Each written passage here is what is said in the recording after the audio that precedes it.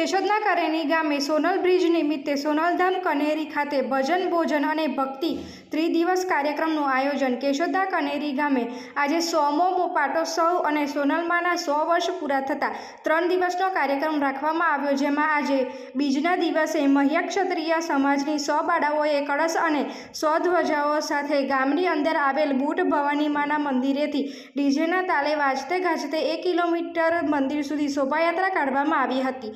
તેમજ 100મો સોનલ શતાબ્દી મહોત્સવની ઉજવણી કરવામાં આવી। આજુબાજુના ગામના લોકો તેમજ રાજસ્થાનમાંથી ચારણ સમાજ બહોળી સંખ્યામાં ઉપસ્થિત રહ્યો હતો અને 3 દિવસ મહાપ્રસાદનું આયોજન કરવામાં આવ્યું હતું અને હજારોની સંખ્યામાં ભાવિક ભક્તોએ પ્રસાદનો લાભ લીધો હતો અને 4 કુંડી યજ્ઞનું પણ આયોજન કરવામાં આવ્યું હતું। તેમાં ભોજનના દાતા જયદેવભાઈ ગોહિલ મુખ્ય પદમાં જોડાયા હતા। Reporter Shobhana Balas, BN news Gujarati, Keshod. જય માતાજી। આજરોજ સોનલધામ કરેણી મુકામે મહ્યા ક્ષત્રિય સમાજની 100 દીકરીઓ દ્વારા પારંપરિક પોશાક દ્વારા માતાજીના બુટ ભવાની માતાજીના મંદિરેથી શોભાયાત્રા નીકળેલી। તેમાં મહ્યા ક્ષત્રિય સમાજની 100 દીકરીઓ હાથમાં ધ્વજા તેમજ માથે કળશ લઈ મા સોનલમાના ચરણોમાં અર્પણ કરેલા છે। આ શોભાયાત્રામાં અમે જોડાઈ અમારી જાતને ધન્ય અનુભવીએ છીએ। જય માતાજી।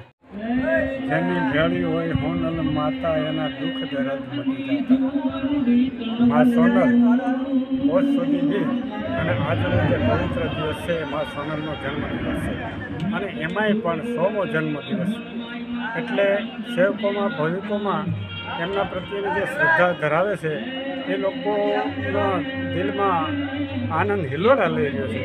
અને આજે કરણી મુકામે માતાજીની જે કર્મભૂમિ છે, માતાજી જન્મમાં ઢોળામાં પણ એની કર્મભૂમિ કણેરીને બનાવી અને આ કણેરીમાં રહીને માતાજીએ 18 વર્ણને ખમીરવંતા થઈને અને વ્યવહારિક થઈને જીવવાની જે જીવન જીવવાનો જે સંદેશ આપ્યો છે અને જેણે સંદેશ ગ્રહણ કર્યો છે તે વ્યક્તિઓ અને સમાજો આજે ખૂબ પ્રગતિ કરી રહ્યા છે। કારણ કે સોનલમાનું જીવન પરમાર્થી હતું અને એમણે જે ઉપદેશ આપ્યા એ ઉપદેશોથી માણસના જીવનમાં ઘણો ફરક પડી ગયો છે। અને આજે તો આ ચારણ સમાજ અહીંયા મળ્યો છે, મૈયા દરબારો અહીંયા મળ્યા છે અને મૈયા દરબારોમાં હું કાલવાણીનો મૈયા દરબાર છું। મારા ગામે માતાજી 3 વખત પધારેલા અને માતાજીએ અમને જે આશીર્વાદ આપ્યા અને અમારો જે માતાજી પ્રત્યેનો ભાવ છે એ ભાવને કારણે આજે અમે કાલવાણીમાં પણ સોનલ મંદિર બનાવ્યું છે અને રોજ અમે પૂજા અર્ચના કરીએ છીએ અને આ માતાજીની પૂજા અર્ચના કરવાથી અમે જે કંઈ જીવન જીવતા હતા એ જીવનમાં ખૂબ ફેરફાર થઈ અને આજે અમે ભક્તિમય અને મહેનતું જીવન જીવી રહ્યા છીએ।